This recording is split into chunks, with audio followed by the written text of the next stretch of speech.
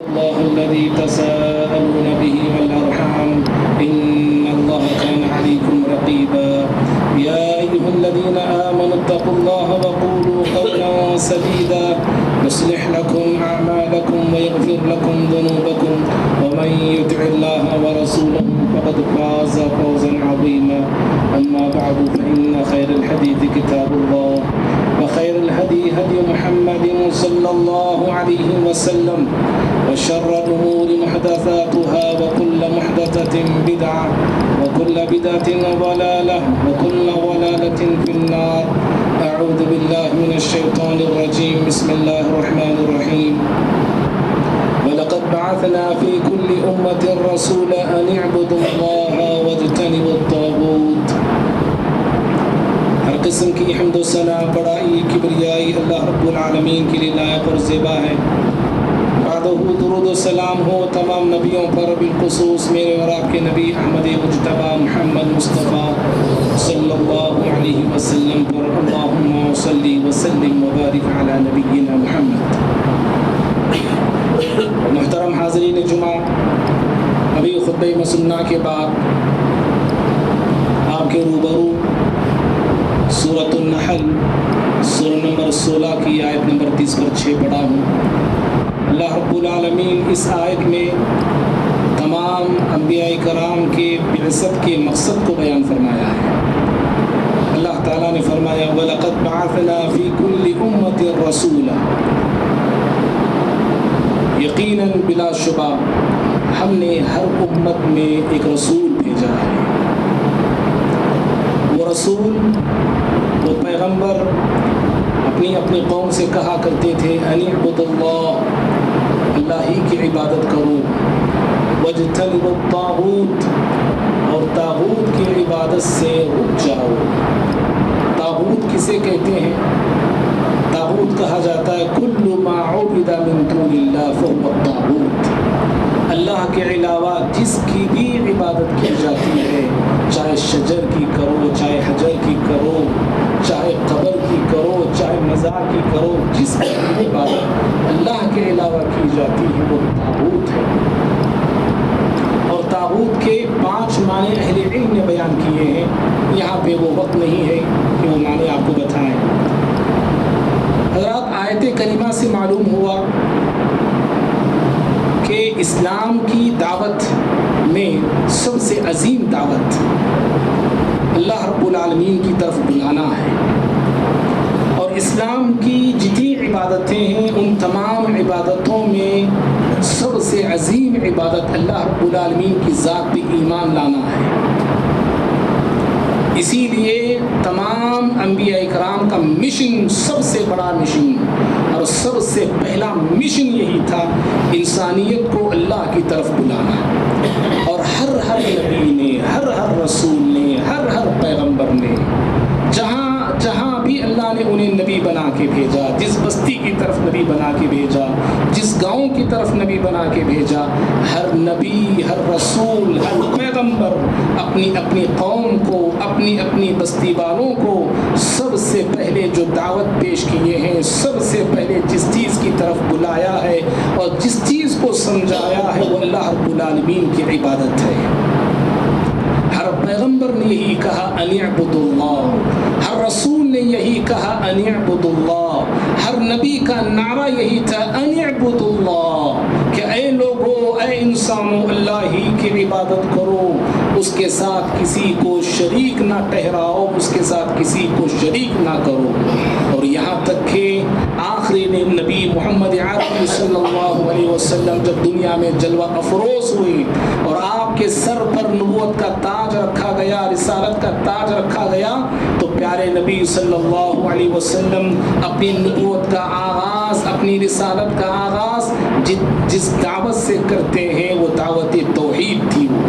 آپ انسانوں کو اللہ کی توحید کی طرف بلانے لگے، آپ انسانوں کو اللہ کی توحید، اللہ کی عبادت کی طرف آپ صلی اللہ علیہ وسلم بلانے لگے۔ اور بھائیوں، پیارے نبی صلی اللہ علیہ وسلم مکے کی 13 سالہ نبوت کی زندگی میں اسی توحید کو سمجھاتے رہے، اسی توحید کی طرف بلاتے بڑھاتے رہے اور اس راستے میں آنے والے طوفانوں کا، اس راستے میں آنے والے مشکلوں کا، مصیبتوں کا آپ نے مقابلہ کیا اور اس راستے میں ہر چیز کو آپ نے قربان کر دیا. آپ بھوکے رہے، آپ پیاسے رہے، یہاں تک کہ آپ کی محبوب زمین، پسندیدہ زمین مکے کو اسی دعوت کے خاطر، اسی توحید کے خاطر آپ نے چھوڑا اور اسی توحید کو انسانوں کو سمجھانے کے لیے پیارے نبی صلی اللہ علیہ وسلم جو رحیم تھے، کریم تھے، اس کے باوجود اب اللہ کی توحید کے لیے اور دین اسلام کی سربلندی کے لیے بڑی بڑی جنگیں آپ نے لڑی. لیکن میرے بھائی، پیارے نبی صلی اللہ علیہ وسلم نے نبوت کی 23 سالہ زندگی میں کبھی شرک کو برداشت نہیں کیا، کبھی کفر کو تسلیم نہیں کیا، نہ شرک کی کوئی صورت آپ نے برداشت کی، نہ شرک کی کوئی شکل پیارے نبی صلی اللہ علیہ وسلم نے برداشت کی. پیارے نبی صلی اللہ علیہ وسلم کو شرک سے اس قدر نفرت تھی اور آپ صلی اللہ علیہ وسلم کو اپنی امت کی اس قدر فکر تھی. زندگی کے آخری ایام میں پیارے نبی صلی اللہ علیہ وسلم اپنی زندگی کے آخری ایام میں یہود اور نصارہ پہ لعنت کرتے جا رہے تھے اور اپنی امت کو آگاہ فرماتے جا رہے تھے. اپنی امت کو گویا کہ آپ خبردار کر رہے تھے، خبردار اے امت محمدیہ، کہیں تم یہود اور نصارہ کے روش پہ نہ چلنا. آپ صلی اللہ علیہ وسلم اپنی زندگی کے آخری ایام فرما رہے تھے لعن اللہ الیہود والنصارى اتخذوا قبور انبیائہم مساجدا. اللہ کی لعنت ہو یہود اور نصارہ پہ، اللہ کی پھٹکار ہو یہود اور نصارہ پہ. انہوں نے اپنے انبیاء کی قبروں کو سجدہ گاہ بنا لیا. اور پیارے نبی صلی اللہ علیہ وسلم امت مسلمہ سے، امت محمدیہ سے خطاب کرتے ہوئے کہا اے میری امت کے لوگوں، خبردار، ہوشیار، کہیں میری قبر کو تم سجدہ گاہ نہ بنا لینا، میری قبر کو کہیں عبادت گاہ نہ بنا لینا. پیارے نبی صلی اللہ علیہ وسلم اپنی امت کو زندگی کے آخری ایام میں جس شرک سے خبردار کر رہے تھے، جس شرک سے آگاہ کر رہے تھے اور جس شرک سے دور رہنے کی تلقین کر رہے تھے، نصیحت کر رہے تھے، افسوس کی بات یہ ہے کہ آج یہ امت اپنے نبی کے پیغام کو چھوڑ بیٹھی. آج یہ امت اپنے نبی کے پیغام کو بھول بیٹھی اور ایمان اور توحید کے نور سے نکل گئی اور شرک کے دلدل میں اور شرک کی تاریکیوں میں آج یہ امت زندگی گزار رہی ہے. ایسی ایسی ہستیوں کو، ایسے ایسے بزرگوں کو آج یہ امت پکار رہی ہے جنہیں گزرے سالہ سال ہو چکے ہیں. دنیا سے جا کے وہ بزرگ، وہ ہستیاں، وہ نیک لوگ سال ہاں سال ہو چکے. ایسے ہستیوں کو، ایسے انسانوں کو، ایسے بندوں کو آج یہ امت، اللہ کے سامنے جھکنے والی یہ امت، اللہ رب العالمین کو اپنا معبود ماننے والی یہ امت اور ہر نماز میں، ہر رکعت میں سورۃ الفاتحہ میں یہ اقرار کرنے والی، یہ اعلان کرنے والی امت کہ ایاک نعبد و ایاک نستعین. اے اللہ، ہم یہ عہد کرتے ہیں، یہ وعدہ کرتے ہیں، تیری ہی عبادت کریں گے، تجھ ہی سے مدد مانگیں گے. یہ عہد و پیمان کرنے والی امت اللہ کو چھوڑ کے کن کن کو پکار رہی ہے جو نہ نفع پہنچا سکتے ہیں، نہ نقصان سے بچا سکتے ہیں، نہ کچھ دے سکتے ہیں، نہ کچھ لے سکتے ہیں، نہ دیکھ سکتے ہیں، اور نہ ہی کسی مدد کو وہ لوگ آ سکتے ہیں، اور نہ ہی کسی کی دعا کا اور پکار کا جواب دے سکتے ہیں. ایسے ایسے لوگوں کو مسلمان، ایسے ایسے بندوں کو مسلمان آج پکار رہا ہے. اللہ رب العالمین قرآن مجید فرقان حمید میں ایسے ہی انسانوں کو جو شرک کے دلدل میں پھنسے ہوئے ہیں، جو کفر کی تاریکیوں میں غوطے کھا رہے ہیں، ایسے ہی بندوں کو اللہ رب العالمین اپنی وحدانیت کو سمجھاتا ہے، اپنی توحید کو سمجھاتا ہے، اپنی قدرت کو سمجھاتا ہے، اپنی طاقت کو بتاتا ہے. اور اللہ رب العالمین کے علاوہ جتنے معبودان باطلہ ہیں، اللہ رب العالمین کے علاوہ جتنے معبودان باطلہ ہیں، ان کی کمزوریوں کو اللہ رب العالمین ایک ایک کر کے گناتا ہے اور ایک ایک کر کے انسانوں کو سمجھاتا ہے.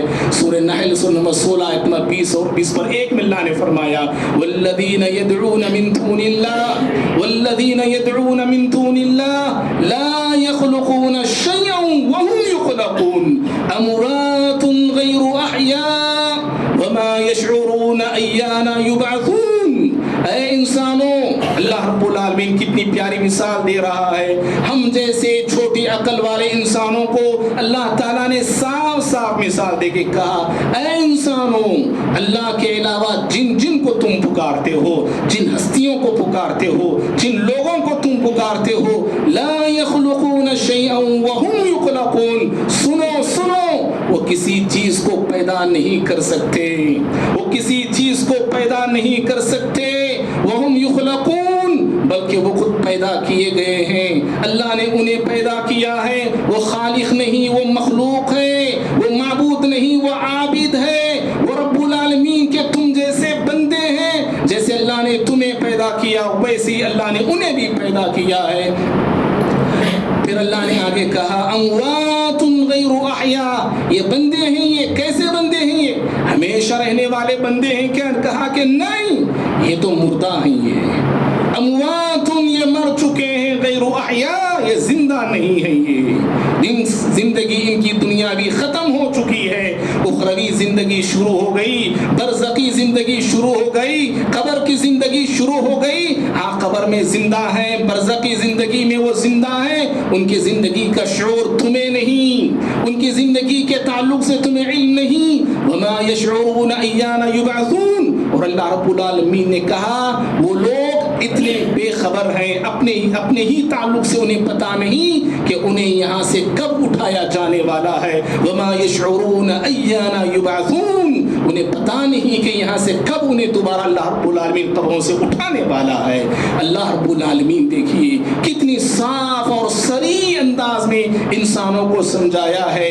اور شرک کی تردید میں اللہ نے کیسی باریک باتیں اور کیسی موٹی اور سیدھی باتیں اللہ نے انسانوں کو بتایا ہے.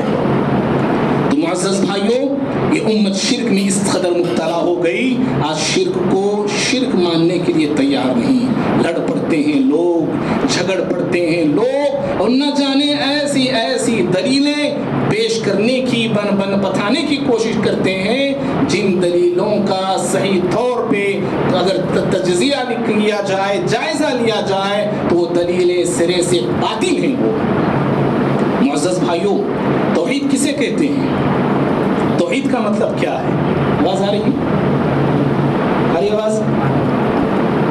توحید کسے کہتے ہیں؟ توحید وحدہ یوحد سے بنا ہوا ہے، جس کے معنی ہوتے ہیں اللہ رب العالمین کو اکیلا ماننا، اس کی ذات میں اکیلا ماننا، اس کی صفات میں اکیلا ماننا، اس کی قدرت میں اکیلا ماننا، اس کی طاقت میں اکیلا ماننا، اس کی ربوبیت میں، الوہیت میں، اس کی عبادت میں اکیلا ماننا، اس کے افعال میں اکیلا ماننا. اللہ رب العالمین کو ہر طرح سے اکیلا ماننا چاہیے. اکیلا یہ دنیا کا نظام وہ چلا رہا ہے، اکیلا وہ دنیا کو کنٹرول کر رہا ہے، اکیلا وہ دنیا کے نظام میں تصرف کر رہا ہے. اس کا کوئی شریک نہیں، اس کا کوئی ساجی نہیں. اسے کہتے ہیں توحید. اور عقیدہ کسے کہتے ہیں؟ عقیدہ توحید، عقیدہ کہتے ہیں باندھی ہوئی چیز کو، جو پختہ ارادہ ہوتا ہے، جو نظریات ہوتے ہیں، ان چیزوں کو عقیدہ کہا جاتا ہے. اور مطلب یہ ہوا کہ اللہ رب العالمین کے تعلق سے یہ بات، یہ مان لینا، یہ تسلیم کر لینا، سب کچھ بنانے والا اللہ ہے. ہماری بگڑی بنانے والا، ہمارے حالات کو سنوارنے والا، ہماری دعاؤں کو سننے والا، ہمیں نوازنے والا، ہمیں محروم کرنے والا، ہمیں دینے والا، سب کچھ اللہ ہے. اور ان باتوں کو باندھ کے رکھ لینا یہی عقیدہ ہے. کبھی بھولنا نہیں ان باتوں کو، کبھی ان باتوں کو فراموش نہیں کرنا. اسی کو عقیدہ توحید کہا جاتا ہے. اور یہی ٹاپک آج کا ہمارا خطبہ جمعہ ہے، عقیدہ توحید کے تعلق سے. معزز بھائیوں، عقیدہ توحید، اللہ اکبر، اتنا بڑا سرمایہ ہے، یاد رکھیے، اتنا بڑا سرمایہ ہے. یہ دنیا کا نظام باقی ہے تو اسی توحید کے بل بوتے پر باقی ہے. یہ دنیا قائم ہے تو اسی توحید کی وجہ سے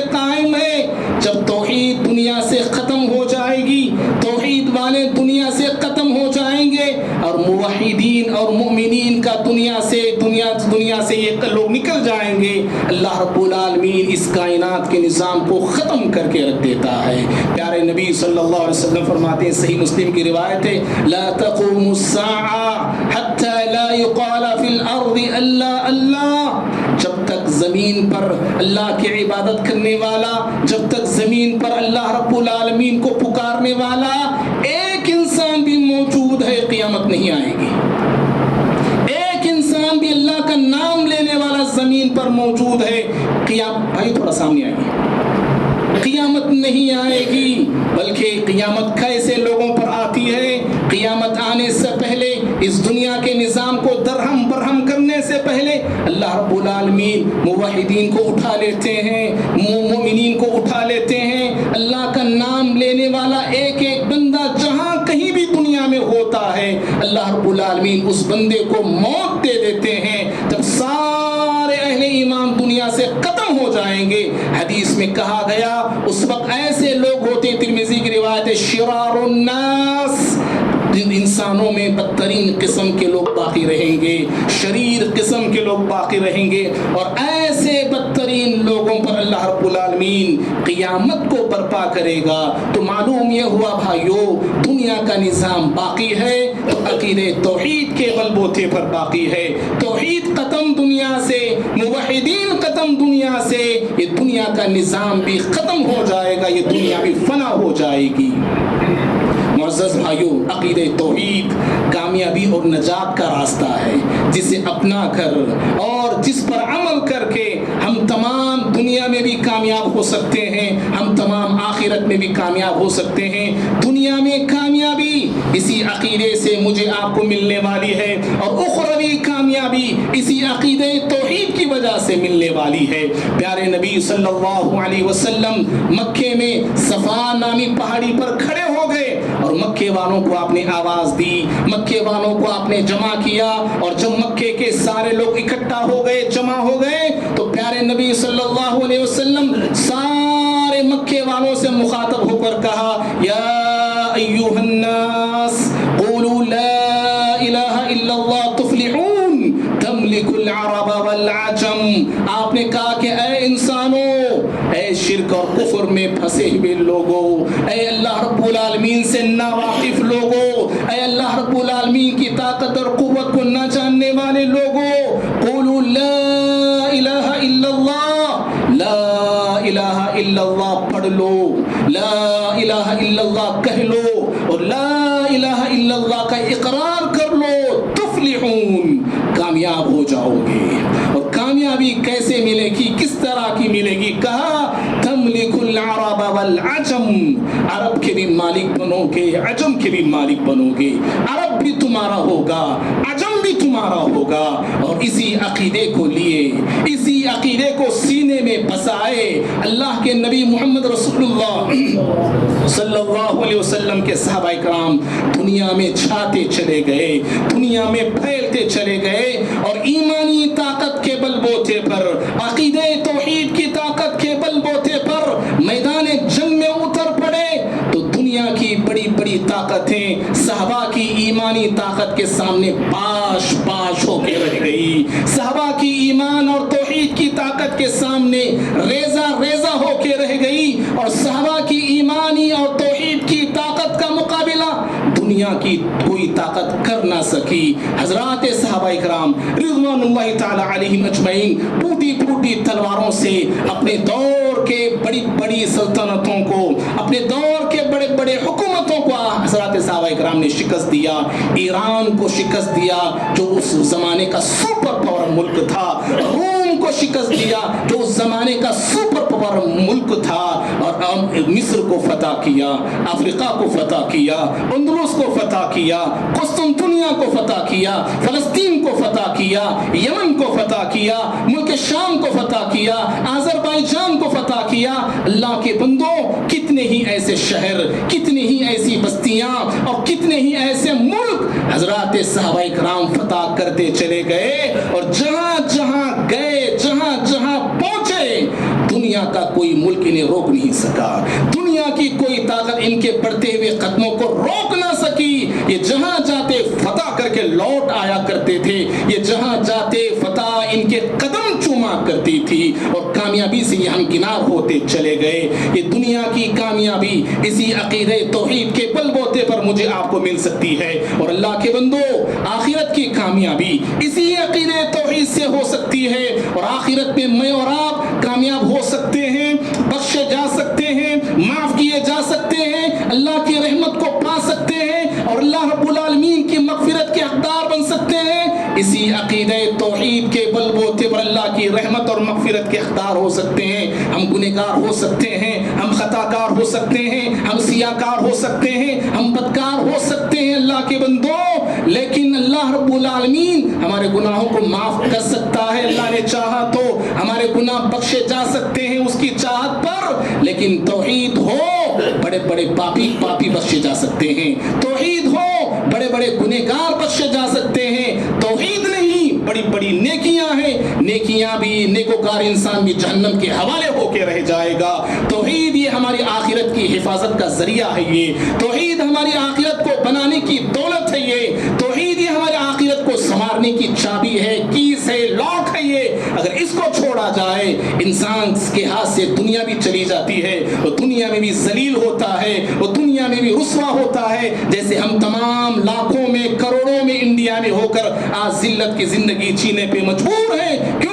ہمارے پاس نمازیں ہیں، تہجد گزار لوگ ہیں، سووں 50 10 حج کرنے والے لوگ ہیں، زکات ادا کرنے والے زکاتی لوگ ہیں، سب کچھ ہمارے پہ یہاں ہے۔ اگر توحید نہیں ہے تو توحید نہیں ہے، توحید نہیں ہے تو توحید کا سرمایہ نہیں ہے تو ادکچی توحید ہے تو ملاوٹ والی توحید ہے تو توحید میں خرابی ہے، خلل ہے، فطور ہے۔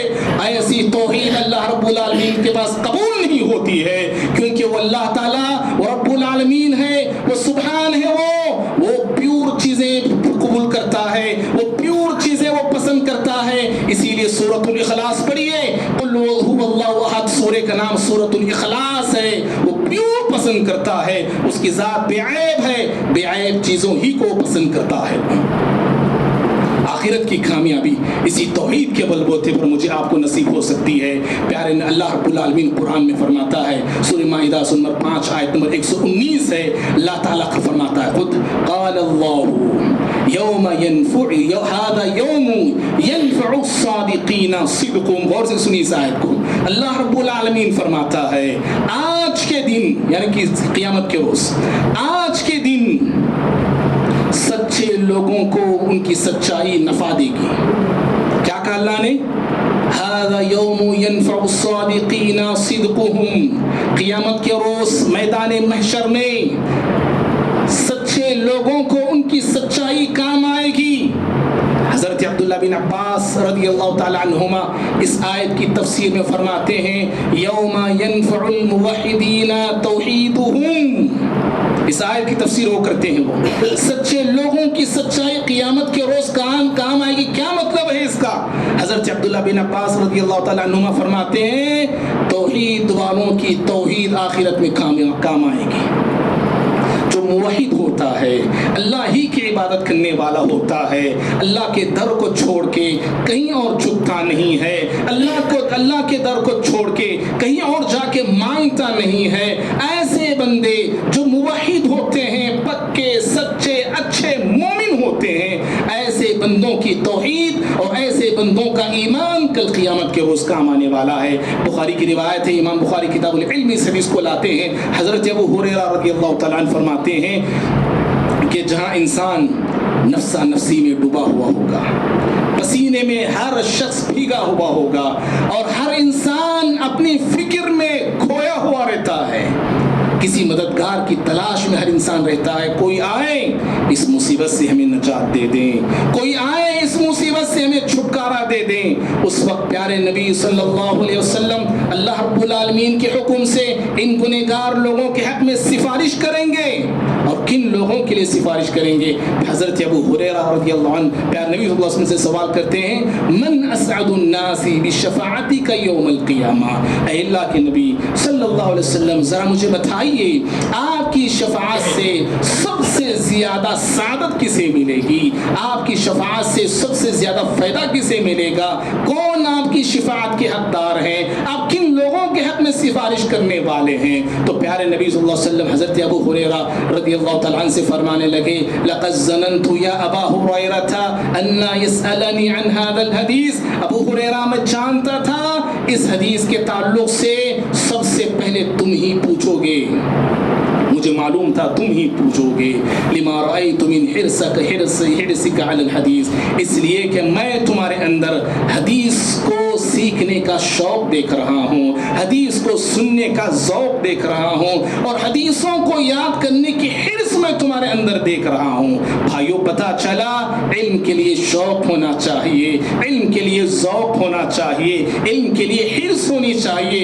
ہم سب کے پاس حرص ہے، دنیا کی حرص ہے، دولت کی حرص ہے، حرص نہیں تو علم کی حرص نہیں ہے۔ مسجدوں میں دروس، کئی مسجدوں میں دروس ہوتے ہیں، کتنے ایسے لوگ ہیں جو باقاعدہ درس سننے کے لیے مسجد آیا کرتے ہیں، کتنے ایسے لوگ ہیں جو پابندی سے دروس میں بیٹھا کرتے ہیں۔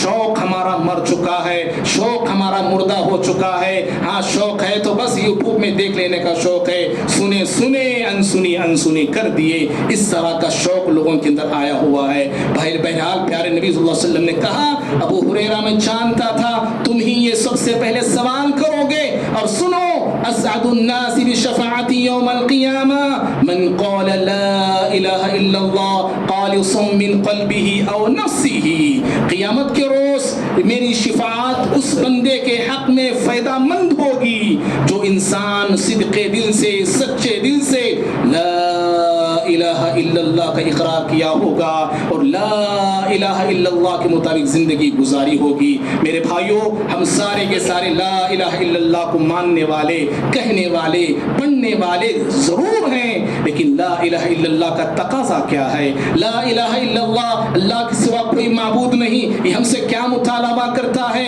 پڑھتے تو ضرور ہیں، کہتے تو ضرور ہیں، ہر مسلمان کا دعویٰ ہے، ہر جماعت کا دعویٰ ہے کہ ہمارا کلمہ لا الہ الا اللہ ہے، لیکن زندگیاں ٹٹولو اور زندگیاں دیکھو ہم سب کی لا الہ الا اللہ کے مطابق نہیں ہے۔ پڑھتے لا الہ الا اللہ ہے، دنیا بھر کا شرک ہماری ہی گود میں موجود ہوتا ہے، پڑھتے تو کہتے تو ہیں اللہ تیرے سوا کوئی معبود نہیں، لیکن ہر آستانے پہ ہم جھکتے ہیں، ہر شجر کے سامنے جھکتے ہیں، ہر حجر کے سامنے جھکتے ہیں، ہر چمکتی چیز کو ہم نے ایسے سائے سے سمیٹ لیا ہے جیسے کوئی انسان چمکتی چیز کو سونا سمجھ لیتا ہے۔ میرے بھائیوں، پیارے نبی صلی اللہ علیہ وسلم کی شفاعت آخرت کے روز کامیابی کا، آخرت کے روز کام آ سکتی ہے، تو ان لوگوں کو کام آ سکتی ہے جو اللہ رب العالمین کی ذات میں، صفات میں، اس کی ربوبیت میں، الوہیت میں کسی کو شریک نہ کریں، کبھی شریک نہ کریں۔ اسی لیے علامہ اقبال نے کہا تھا زبان سے کہہ بھی دیا لا الہ تو کیا حاصل، زبان سے کہہ بھی دیا لا الہ تو کیا حاصل، دل و نگاہ مسلمان نہیں تو کچھ بھی نہیں ہے۔ دل مسلمان ہونا چاہیے، دل سے پڑھنا چاہیے اور کلمے کے مطابق اپنی زندگی کو ڈھالنا چاہیے، بنانا چاہیے۔ معزز بھائیوں، کلمہ توحید، اللہ اکبر، عقیدہ توحید اتنا عظیم ہے، اتنا اہم ہے، یاد رکھیے۔ قرآن مجید اگر آپ پڑھتے ہیں، قرآن مجید اگر آپ شروع کرتے ہیں تو قرآن مجید میں اللہ رب العالمین سب سے پہلے جس عبادت کا حکم دیا ہے وہ نماز کا نہیں، وہ روزے کا نہیں، وہ حج کا نہیں، وہ قربانی اور زکوٰۃ کا نہیں، سب سے پہلا حکم قرآن مجید جو آرڈر دیتا ہے، قرآن جو سب سے پہلے آرڈر دیتا ہے، اور اللہ قرآن میں جو سب سے پہلے حکم دیتا ہے وہ اللہ الہ واحد کی عبادت کا حکم ہے۔ اللہ نے کہا سورہ بقرہ میں سورہ 2 آیت نمبر 20 میں یا ایھا الناس اعبدوا ربکم الذی خلقکم والذین من قبلکم لعلکم تتقون، اے انسانوں، قرآن کہتا اے انسانوں، کسی بھی رنگ کے ہو، کسی بھی نسل کے ہو، کسی بھی ذات کے ہو، کسی بھی دھرم کے ہو، کسی بھی مذہب کے ہو، سنو اللہ ہی کی عبادت کرو، اپنے رب کی عبادت کرو جس نے تمہیں پیدا کیا ہے اور تم سے پہلے کے لوگوں کو پیدا کیا ہے۔ جہاں قرآن کا سب سے پہلا حکم اللہ رب العالمین کی عبادت کا ہے، اور وہیں پر قرآن نے اگر کسی چیز سے سب سے پہلے روکا ہے وہ چوری سے نہیں روکا، وہ چغلی سے نہیں روکا، وہ غیبت سے نہیں روکا، وہ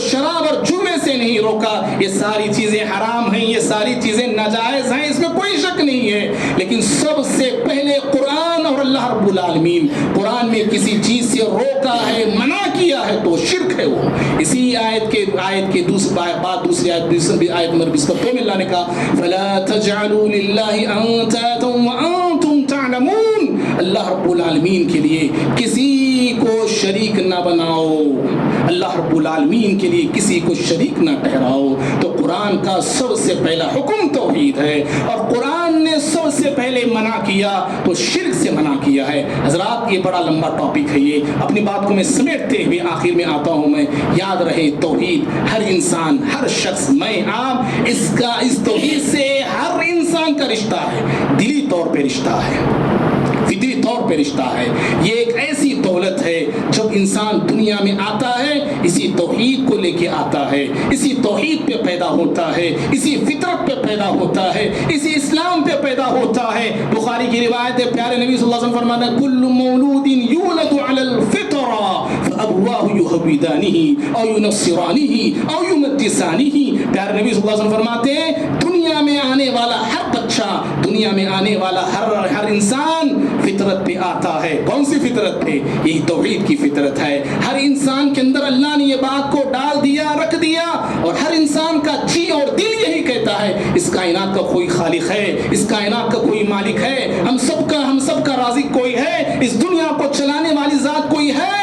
ہر انسان کے دل میں اللہ تعالیٰ نے اس شے کو، اس توحید کو رکھ دیا ہے. یہ اور بات ہے، باپ یہودی ہے تو اس بچے کو یہودی میں ڈھال دیتا ہے، باپ نصرانی ہے تو اس بچے کو نصرانی بنا دیتا ہے، باپ مجوسی ہے، مشرک ہے تو اس بچے کو مشرک اور مجوسی بنا کے رکھ دیتا ہے. لیکن ہر انسان کی فطرت توحید کی فطرت ہے. اسی لیے دیکھو آج کے بھی بڑے بڑے غیر مسلم ہو، ہر انسان جو شرک میں، کفر میں مبتلا ہے، زندگی کی بڑی سے بڑی مصیبت میں جب آ کے رکتا ہے اس کا دل یہ آخرکار اوپر ہی کی طرف اٹک جاتا ہے، اس کی نگاہیں اوپر کی طرف جاتی ہیں، وہ اوپر والی ذات کو پکارنے لگتا ہے. اور مشرکین مکہ بھی ایسے ہی کیا کرتے تھے، زمین پہ ہوتے اپنے دیوی دیوتاؤں کی عبادت کیا کرتے تھے. جب سمندری سفر ہوتا اور ان کی کشتی طوفان کے حوالے ہو جاتی تو مشرکین مکہ دیوی دیوتاؤں کو چھوڑتے اور اللہ الہ واحد کو پکارا کرتے تھے. یہی فطرت ہے، یاد رکھو. ہر دنیا میں آنے والا بچہ فطرت پہ آتا ہے، اور اسی لیے مسلمان جب دنیا میں بچہ آنکھ کھولتا ہے سب سے پہلا سبق اور سب سے پہلا لیسن اور سب سے پہلا اعلان اور نعرہ اس بچے کے کان میں ہم یہی ڈالتے ہیں، اللہ اکبر، اللہ اکبر. اے دنیا میں آنے والے بچے سن لے، یاد رکھ لے، اگر دنیا میں سب سے بڑی ذات کوئی ہے تو تیرے ماں باپ نہیں، سب سے بڑی ذات اللہ رب العالمین کی ہے. اشہد ان لا الہ الا اللہ، اور اللہ کے سوا کوئی معبود نہیں ہے. بچے سن لے، سب سے پہلا یہی سبق ہم اس بچے کے کان میں ڈالتے ہیں. اور شریعت کہتی ہے یہ سبق تمہارے کان میں ڈالا گیا تو زندگی تمام اس سبق کو نبھاتے چلو، اس سبق کو یاد رکھتے ہوئے چلو، اس تعلیم پہ قائم رہتے ہوئے چلو. کبھی اس دولت کو چھوڑنا نہیں، کبھی اس دولت کو فراموش نہیں کرنا، اور اس دولت کی حفاظت کرتے رہنا، اس ایمان کی، توحید کی حفاظت کرتے رہنا. جان جاتی ہے جان جائے لیکن یہ دولت نہ جائے، دولت جاتی ہے جائے لیکن توحید کی دولت نہ جائے. سرمایہ لٹتا ہے لٹا دو، اپنے ایمان کی حفاظت کر لو. جائیداد بکتی ہے بک جائے لیکن تمہارا ایمان بکنے نہ پائے.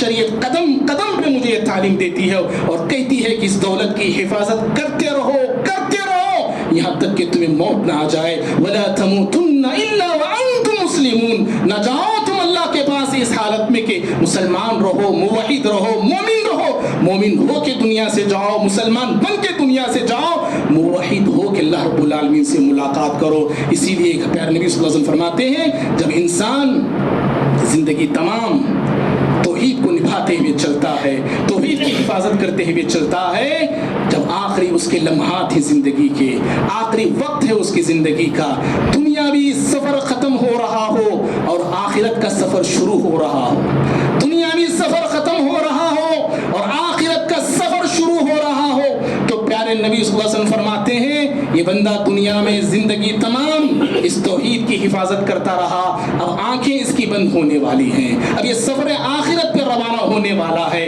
سفر آخرت پہ کام آنے والی چیز اس کی توحید ہے. اسے توحید کے ساتھ روانہ کرو, اسے توحید کی دولت دے کے روانہ کرو, توحید کی ہدایت اور نعمت دے کے روانہ کرو. آپ نے کہا لقنوا موتاکم لا الہ الا اللہ. اے لوگوں, جب کسی انسان کی موت واقع ہو رہی ہے, کوئی انسان آخری وقت میں آ چکا ہے, اس مرنے والے انسان کے پاس بیٹھ کر اسے کلمہ لا الہ الا اللہ کی تلقین کرتے رہو. کہو, پڑھو اے اللہ کے بندے, لا الہ الا اللہ پڑھو, لا الہ الا اللہ کا اسے تلقین کرو اور پڑھاؤ. تو شریعت یہ کہتی ہے. بہرحال بھائیو, عقیدہ توحید بہت بڑی دولت ہے, بہت بڑی نعمت ہے, بہت بڑی یہ اللہ رب العالمین کی طرف سے ملنے والی ہدایت ہے. اس کی حفاظت کرتے رہنا چاہیے, اور سب سے زیادہ فوکس اور سب سے زیادہ زور اور سب سے زیادہ اہمیت اسلام میں اگر کسی چیز کی ہے تو توحید ہی کی ہے, ایمان ہی کی ہے, اس کے بعد تمام اعمال کی ہے. اور مجھے آپ کو شریعت بھی یہی کہتی ہے کہ اگر سب سے پہلے کسی انسان کی اصلاح کرنا ہے تو اس کی توحید کی اصلاح کرو, اسے شرک سے بچاؤ, اسے کفر سے بچاؤ, اور سب سے پہلے اسے توحید والا بناؤ, حقیقی مسلمان بناؤ. یہ شریعت کی تعلیمات ہیں. یہ اللہ رب العالمین سے دعا کرتے ہیں, اللہ رب العالمین مجھے آپ کو, ہم سبھی کو اللہ رب العالمین کی توحید پر تا دم حیات قائم اور دائم رہنے کی توفیق عطا فرمائے. اپنی توحید کے اللہ رب العالمین ہم تمام کو حفاظت کرنے والے مسلمان بنائے. اللہ رب العالمین ہم تمام کو دین پر, اسلام پر مرتے دم تک قائم اور دائم رکھے. جب موت آئے تو کلمہ لا الہ الا اللہ کی حالت میں اللہ ہم سب کو موت عطا فرمائے. اور جہاں مسلمان ہمارے شرک میں, کفر میں, بدعات میں, خرافات میں, رسم اور رواج میں مبتلا ہیں, اللہ انہیں دین کی صحیح سمجھ عطا فرمائے, اسلام کی صحیح سمجھ عطا فرمائے, سنتوں پر عمل کرنے والے بنائے, اور امت مسلمہ کے اللہ رب العالمین حفاظت فرمائے. ظالموں کے ظلم سے بچائے, حاسدوں کے حسد سے بچائے, اور شر پسند لوگوں کے شر سے اللہ امت مسلمہ کی حفاظت فرمائے. آمین. اقول قولی هذا استغفر الله لي ولكم ولسائر المسلمين من كل ذنب فاستغفروه انه هو الغفور الرحيم.